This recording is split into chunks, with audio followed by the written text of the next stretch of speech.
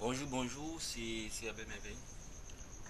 Aujourd'hui, je vais vous montrer une autre méthode pour enlever la protection en écriture sur votre clé USB. Bon, celle-ci est différente de la première que j'ai postée sur ma chaîne. Bon, celle-ci a juste une petite particularité. Bon, on va commencer.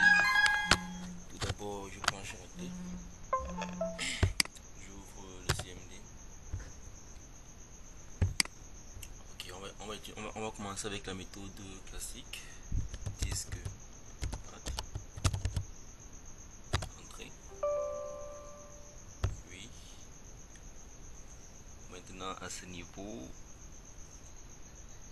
liste disque, entrée. Bon, maintenant je lance les souliers. Le disque, select disque 1. Bon, là c'est le disque 1 qui est protégé en écriture. Entrée. Maintenant je vérifie maintenant la protection en écriture. Attribute. Disque. Ok, comme la dernière fois, parce que la dernière fois j'ai dit que lorsqu'on voit le oui et le oui, ça veut dire que la clé est effectivement protégée en écriture. Bon, maintenant la particularité c'est que bon, cette clé d'abord au départ était protégée. Ici il y avait un non, ici avec un oui. Bon, au départ j'avais du mal à enlever le oui qui est ici pour le transformer en non, parce que lorsque nous avons le non partout, là on est sûr que la protection en écriture a été enlevée. Donc maintenant j'ai eu d'abord pas du mal à enlever le oui qui était ici, parce qu'avec la méthode précédente tout cela ne marchait pas, parce qu'il y a des clés comme ça. Nous avons non ici, mais ici nous avons oui. Avec la méthode précédente, lorsqu'on veut effacer complètement les attributs, celui-ci ne s'efface pas. Bon, si vous avez une clé comme ça qui a ce même cas, ce même problème, pour remettre ce oui en non, il faut d'abord tout remettre en oui. Donc vous utilisez la commande attribute disque sect read only. Donc avec ceci,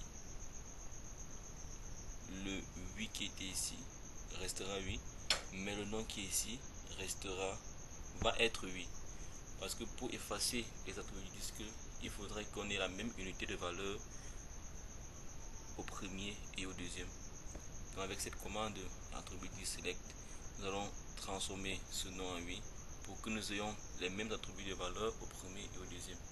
Alors j'appuie sur entrée, je sors à nouveau, je débranche la clé et puis je la connecte à nouveau.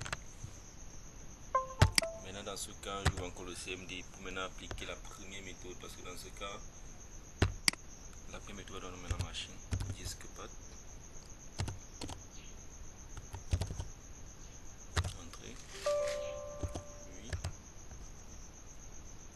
liste disque,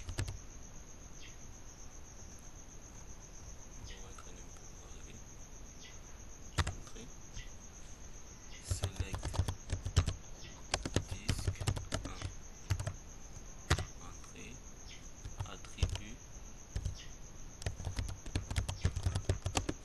disque. Vous voyez, là c'était oui. Donc ça veut dire que si ici j'avais un oui, ici j'avais un non, automatiquement le premier et le deuxième devaient être oui. Donc dans ce cas, je peux maintenant appliquer la méthode classique. Attribut disque clé,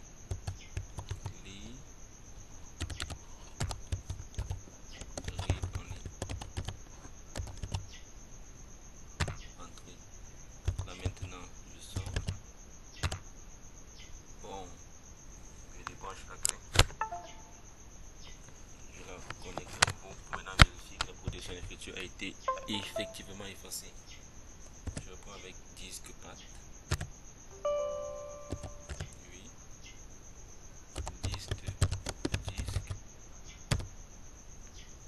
Bon, ça va un peu traîner.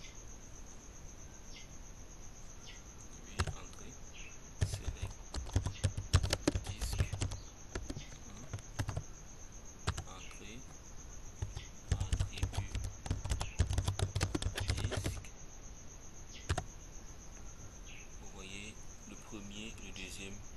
maintenant l'attribut non, non. Dans ce cas, je suis effectivement sûr que ma protection à l'écriture a été complètement enlevée. Bon, maintenant, il y a maintenant une troisième méthode. Bon, cette méthode, bon, si après ces deux méthodes, votre clé n'a pas toujours été déprotégée en écriture, si la protection en écriture n'a pas été effacée, bon, il y a une troisième méthode. Je vais faire une vidéo, un autre tutoriel.